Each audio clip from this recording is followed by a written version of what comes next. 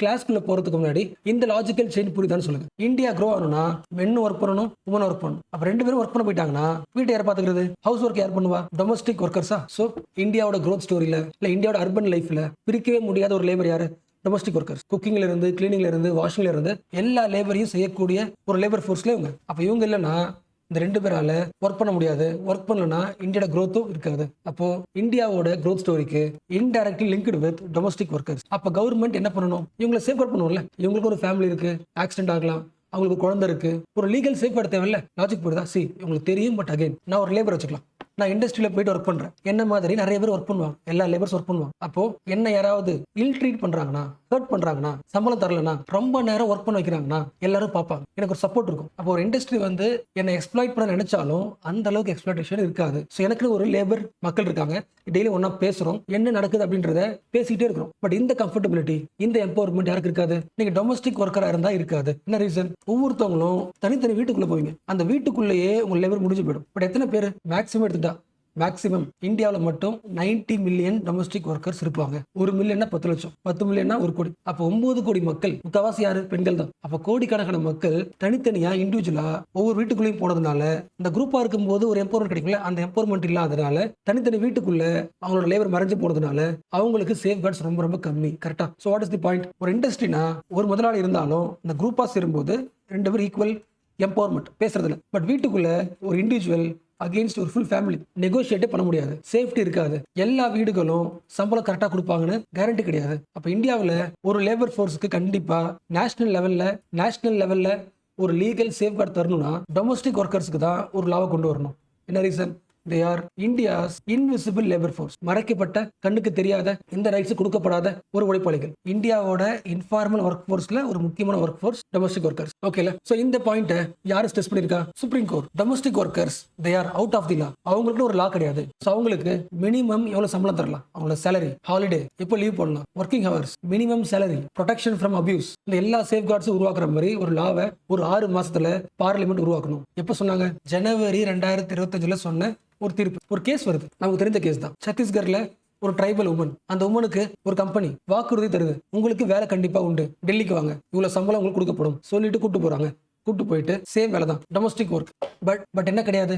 Time கிடையாது. ஒரு வீட்டுக்கு வேலைக்கு கூட்டு போவாங்க, அந்த வீட்டுல விட்டதுக்கு அப்புறம் வெளியே வந்து கேட் லாக் பண்ணுவாங்க. லாங் ஒர்க்கிங் ஹவர்ஸ், 10 மணி நேரம் 12 மணி நேரம் சம்பளமே இல்லாம அந்த வீட்டை கிளீன் பண்ணணும். அப்ப இந்த எக்ஸ்பிளாய்டேஷன் இந்த சிட்டிசனுக்கு ஏன் வந்துச்சு? 2 காரணம். ஒன்னு கேர்ளா இருக்கிறதுனால, ரெண்டாவது ட்ரைபலா இருக்கிறதுனால. லாஜிக் புரியுதுல? Domestic work itself a risky job, exploitative job. அப்படி இருக்கும்போது அந்த ஒர்க்கை ஒரு உமன் பண்ணும்போது, அந்த உமனே SC ST இருக்கும்போது டபுள் பர்டன், டபுள் எக்ஸ்பிளாய்டேஷன். அப்ப இப்படி இருக்கும்போது ஏன் நேஷனல் லெவல்ல ஒரு சேஃப்டி மெக்கானிசத்துல ஒரு லா கொண்டு வரல? சோ ஜனவரி மாசம் நடந்த கேஸ் இது. 6 மாசத்துல லா போட சொல்லிருக்காங்க. 6 மாசம் முடிஞ்சிருச்சு, இன்னும் எந்த இம்ப்ரூவ்மெண்ட்டும் கிடையாது. இந்த கேப் புரியுதா?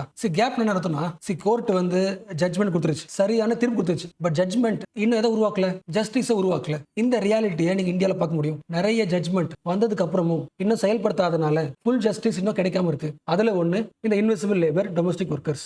கோர் பாயிண்ட் புரிஞ்சா? இந்த இடத்துல தேவையில்லை, பட் அகைன் சொல்றேன், நான் ஆல்ரெடி சொல்லியிருக்கேன், அகைன் ரிப்பீட் பண்றேன். பிராக்டிஸ் கிளாஸ் பார்க்கும்போது அடுத்த பாயிண்ட் என்ன, அடுத்த ஃபேக்ட் என்ன, அடுத்த ஐடியா என்ன, அதுக்குள்ள கியூரியாசிட்டியை கொண்டு போகாதீங்க. இது ஒரு இஷ்யூ, இந்த இஷ்யூக்குள்ள போங்க. இந்த இஷ்யூ வந்து ஒரு இண்டிவிஜுவல் ப்ராப்ளம் கிடையாது. இப்ப நமக்கு கிடைச்சது வந்து சத்தீஸ்கர்ல இருக்கிற ஒரு உமனோட கேஸ். இவங்கள மாதிரி பல கோடி பெண்கள் இருக்காங்கல்ல. அப்ப இந்த டைம்ல நீங்க யோசிக்க வேண்டியது இவங்கள பத்தி தானே தவிர அடுத்த ஃபேக்ட் கிடையாது. ஓகே? சோ படிக்கும்போது இந்த எத்திக்ஸ் செமஸ்டர் ஸ்ட்ராங்கா இருக்கு. அப்புறம் செகண்ட் ரீடிங்ல நோட்ஸ் பார்க்கும்போது எக்ஸாம் பாயிண்ட் ஆஃப் படிங்க. பட் ஃபர்ஸ்ட் டைம்ல ஒரு இஷ்யூ படிக்கும்போது இஷ்யூ யோசிங்க. எப்படி உங்களை சேஃப்கார்ட் பண்ண முடியும்? நீங்க சிவில் சர்வெண்டா இருந்தீங்கன்னா எந்த மாதிரி லா கொண்டு வருவீங்க? அந்த லாவில் உங்களோட முக்கியமான பிரின்சிபலா எந்த பாயிண்ட் ஆட் பண்ணுவீங்க? 1 ஹவருக்கு எவ்வளவு சம்பளம் தரலாம், அதை யோசிங்க. சோ அப்படி யோசிச்சா மட்டும்தான் ரியல் சேஞ்ச் வில் ஹேப்பன். அடுத்த ஃபேக்டை நோட் பண்றது வழியாக எந்த சேஞ்சும் வராது. உங்களுக்கு ஃபேக்ட் தான் முக்கியம்னா என்ன பண்ணுவேன்? அந்த ஆர்டிகளோட சம்மரைஸை நான் அப்படியே டிஸ்பிளே பண்றேன். பட் அது விஷயம் கிடையாது. டீச்சரோட வேலை வந்து ஒரு ஆர்டிகளை சம்மரைஸ் பண்ணி சிம்பிளிஃபை பண்றது கிடையாது. சிம்பிளிஃபை பண்றது ChatGPT பண்ணிடும். டீச்சர் என்ன பண்ணி ஆகணும்? ஒரு டாபிக்கை அந்த ஸ்டூடெண்ட்டுக்கு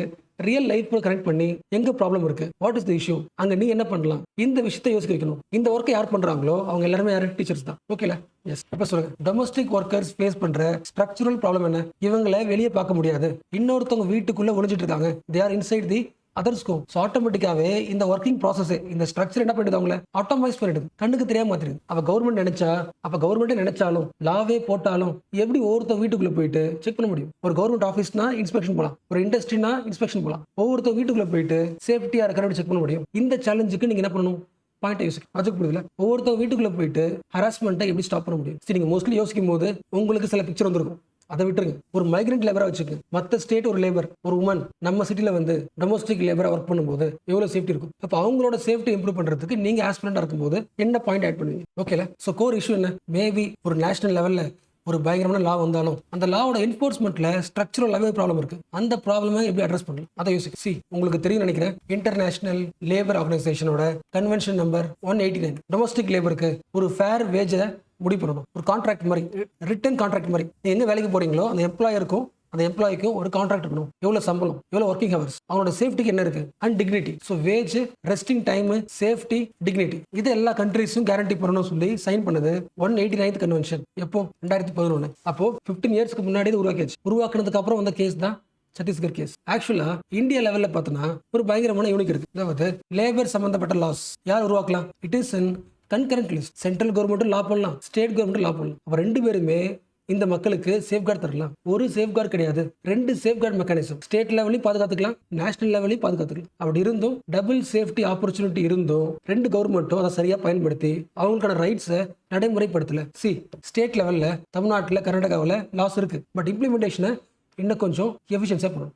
ஃபார் எக்ஸாம்பிள், தமிழ்நாட்டில் 1982 Tamil Nadu manual workers act. So Tamil Nadu manual workers act, இந்த ஆக்ட் வழியாக ஒரு போர்டு உருவாக்குறாங்க, welfare board for domestic workers உருவாக்கியாச்சு. நீங்க என்ன பண்ணணும்? இந்த வெல்ஃபேர் போர்டில் போயிட்டு நீங்க டொமஸ்டிக் ஒர்க் பண்றீங்கன்னா ஃபர்ஸ்ட் ரெஜிஸ்டர் பண்ணணும். ரெஜிஸ்டர் பண்ணிட்டா உங்க குழந்தைக்கு எஜுகேஷன் ஹெல்ப் பண்ணுவாங்க. Educational aid, maternity benefit, accident relief, pension, நிறைய வெல்ஃபேரை எடுத்துக்க முடியும். But what is the issue? Only 2 million workers have registered. என்ன ரீசன்? அந்த ஒர்க்கை யாருமே ஃபுல் டைமா பண்ணல, பார்ட் டைமா பண்றாங்க. இப்போ பார்ட் டைமா ஒர்க் பண்ணிட்டு ரெஜிஸ்டர் பண்ண முடியல. மோஸ்ட் ஆஃப் தி உமன் வந்து ஒரு வீட்டில் 1 hour 2 hour இல்ல 3 hour தான் ஒர்க் பண்ணுவாங்க. ஒரு 4-5 வீடு சேர்த்து ஒர்க் பண்ணுவாங்க. இது ஒரு ப்ராப்ளம். அப்ப என்ன பண்ணணும்? ரெண்டு விஷயத்தை அப்டேட் பண்ணணும். ஃபர்ஸ்ட் ரெஜிஸ்ட்ரேஷனை ஈஸி ஆக்கணும். ரெண்டாவது முக்கியமானது, இப்போதைக்கு இந்த வெல்ஃபேர் போர்டு உருவாக்குச்சுல, அவங்க பாயிண்ட் ஆஃப் வியூல தமிழ்நாட்டில் ஒர்க் பண்றீங்கன்னா 1 hour ஒர்க் பண்றீங்கன்னா 37 ரூபாயில இருந்து 39 ரூபாய் per hour. ஸோ மேக்ஸிமம் வச்சுக்கிட்டா 40 rupees 1 hour. 1 hourக்கு 40 rupeesனா 3 ஹவர்ஸ்க்கு 120. 6 hours வச்சுக்கலாம். 6 hours ஒர்க் பண்றாங்க வச்சுக்கலாம். 1 hourக்கு 40 rupees. அப்ப 6 ஹவர்ஸ்க்கு 240 rupees. அப்ப ஒரு நாளைக்கு 240னா 6 hours ஒர்க் பண்ணா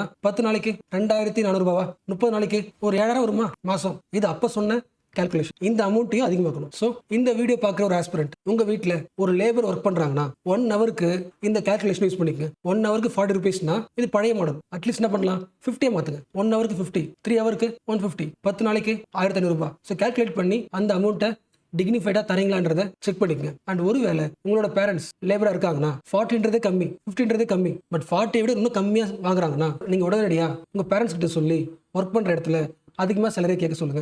இந்த எக்ஸாம்பிள் நான் சொன்னா எந்த ஊர்ல இது? தமிழ்நாட்டில் இருக்கிறதுலே மோஸ்ட் ப்ராக்ரெசிவ் ஸ்டேட் அப்படி சொல்ற தமிழ்நாட்டில் சம்பளம் இவ்வளவு தான். இவ்வளவு மீன்ஸ் இந்த 40 கூட தர மாட்டேங்கிறாங்க. இதை பாதியாக்கி 25 தான் தராங்க. அப்போ ஒரு ஸ்டேட் கவர்மெண்ட் ஒரு அமௌண்ட் ஃபிக்ஸ் பண்ணதுக்கு அப்புறமும் கம்மியா தராங்கன்னா எங்க ப்ராப்ளம் எப்படி சரி பண்றது? அந்த ஐடியா யோசிங்க. ஸோ ஓரளவுக்கு புரியுதுல? ஸோ இப்போ பார்த்தது வந்து தமிழ்நாட்டில் இருக்கிற ஒரு வெல்ஃபேர் போர்டு. பட் என்ன கிடையாது, டொமஸ்டிக் ஒர்க்கர்ஸ்க்கு தனியாக ஒரு லா கிடையாது.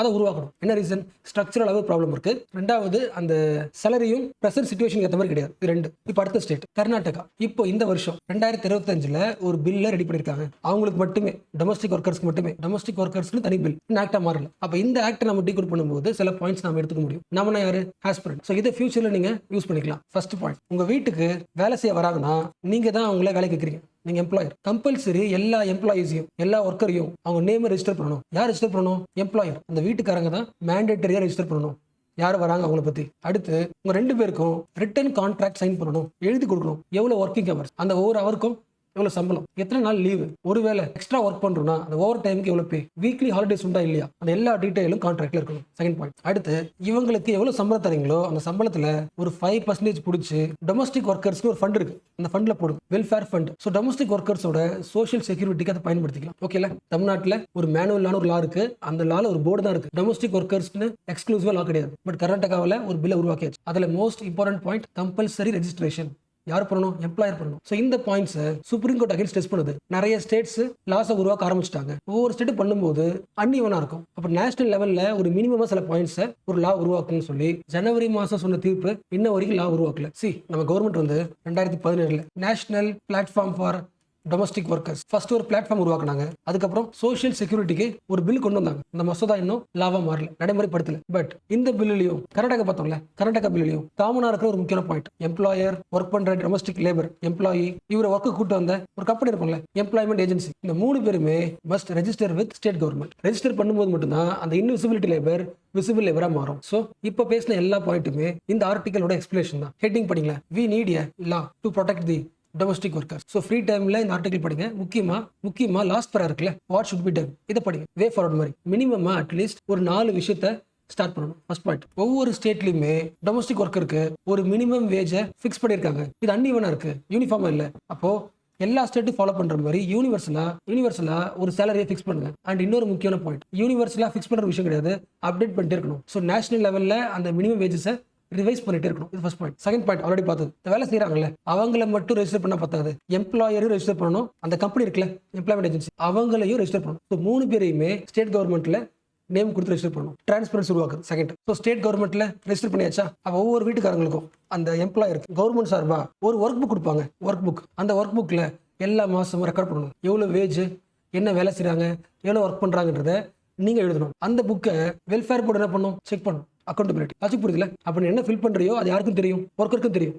டிரான்ஸ்பரன்சி உருவாகுது. நாலாவது முக்கியமானது, sexual harassment at workplace. So harassment நடந்துச்சுன்னா கம்ப்ளைண்ட் பண்றதுக்கு டிஸ்ட்ரிக்ட் லெவல் ஒரு கமிட்டி இருக்கு, district level complaint committee. But domestic ஒர்க்கர்ஸால ஒரு டிஸ்ட்ரிக்ட் லெவல் இருக்கிற ஒரு கமிட்டியை அசஸ் பண்ண முடியாது. அப்போ பஞ்சாயத்து லெவல்ல அந்த கமிட்டி உருவாக்கணும். அர்பன் லோக்கல் லெவல் பாடி இருக்கும்ல, அந்த லெவல்ல அந்த கமிட்டி உருவாக்கணும். நியர்பையா இருக்கிறதுனால ஈஸியா உடனடியாக இன்ஃபார்ம் பண்ண முடியும். இன்னொரு முக்கியமானது, நிறைய டொமஸ்டிக் ஒர்க்கர்ஸ் வேற ஸ்டேட்ல இருந்து வராங்க, வந்து நம்ம ஊர்ல ஒர்க் பண்றாங்க. இவங்க எங்க தங்குவாங்க, ஹவுசிங் ஃபெசிலிட்டி. ஸோ எமர்ஜென்சி டைம்ல, கோவிட் டைம்ல காசு தரோம்ல, அந்த மாதிரி இல்லாம ஸ்ட்ரக்சரலா ஸோ மைக்ரெண்ட் ஆகி ஒர்க் பண்ற அந்த டொமஸ்டிக் லேபருக்கு ஒரு பெர்மனன்ட் வெல்ஃபேர் ஸ்ட்ரக்சர் உருவாக்கணும். ஹவுசிங்ல இருந்து, செக்யூரிட்டில இருந்து. ஆச்சுக்கு புரியுதா? நீங்க பாய் யோசிக்காதீங்க. ஒரு மைக்ரெண்ட் லேபரா உமன் வருவாங்கல்ல, அவங்க எங்க தங்குவாங்க? ஸோ அவங்களுக்கு பெர்மனன்ட் சேஃப்டி நெட் தேவை. ஸோ இதெல்லாம் தான் அந்த ஆர்டிகலோட முக்கியமான பாயிண்ட். ஸோ ஃபைனலா லாஸ்டா ஒரே பாயிண்ட், நான் ஃபர்ஸ்ட் கேட்டல இந்த ப்ராப்ளம் அட்ரஸ் பண்றதுக்கு பாயிண்ட் யோசிக்க சொன்னல, ஏதாவது பாயிண்ட் கிடைச்சதா? ஸோ பாயிண்ட் கிடைச்சிருந்தா ஓகே. ஒருவேளை நியூ பாயிண்ட்ஸ் வரலனாலும் நம்ம என்ன பண்ணலாம்? சிவில் சர்வன்ட் ஜாபோட பியூட்டி என்னன்னா இன்னோவேஷன் முக்கியம். அதை விட ஆல்ரெடி எல்லா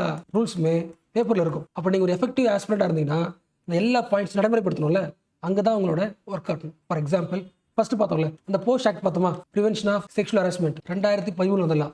அதுல செக்ஷன் 6 இருக்கு. என்ன சொல்லுது? எல்லாரும் ஒர்க் பண்றது கம்பெனில கிடையாது. கம்பெனியா இருக்கும்போது அங்க ஒரு கமிட்டி இருக்கும். பட் நிறைய பேருக்கு என்ன கிடையாது, ஒரு ஃபார்மல் ஒர்க் பிளேஸ் கிடையாது. அப்படி இருக்கும்போது அவங்க எங்க வாடுறாங்களோ லோக்கல் லெவல்ல ஒரு கம்ப்ளைண்ட் கமிட்டி உருவாக்குங்கன்னு ஒரு பாயிண்ட்ஸ் இருக்கு, ஆல்ரெடி செக்ஷன் 6ல இருக்கு. பட் என்ன பண்ணல, நடைமுறைப்படுத்தல, பேப்பர்ல இருக்கு. அப்ப நீங்க சிவில் சர்வெண்டா போகும்போது அந்த லோக்கல் லெவல்ல அந்த கம்ப்ளைண்ட் கமிட்டி ஒர்க் ஆகுதா, எவ்வளவு ரிப்போர்ட் வந்திருக்கு, அதை என்ன பண்ணலாம், அதை இம்ப்ளிமெண்ட் பண்ணலாம். லாஜிக் புரியுதுல? ஒரு புதுசா ஒரு லா வந்து தான் ஒர்க் பண்ண அவசியம் கிடையாது. ஆல்ரெடி இருக்கிற செக்ஷனை, அந்த செக்ஷன் பத்தி கான்சியஸ்னஸ் இருந்தாலே போதும், எஃபெக்டிவா இம்ப்ளிமெண்ட் பண்ண முடியும்.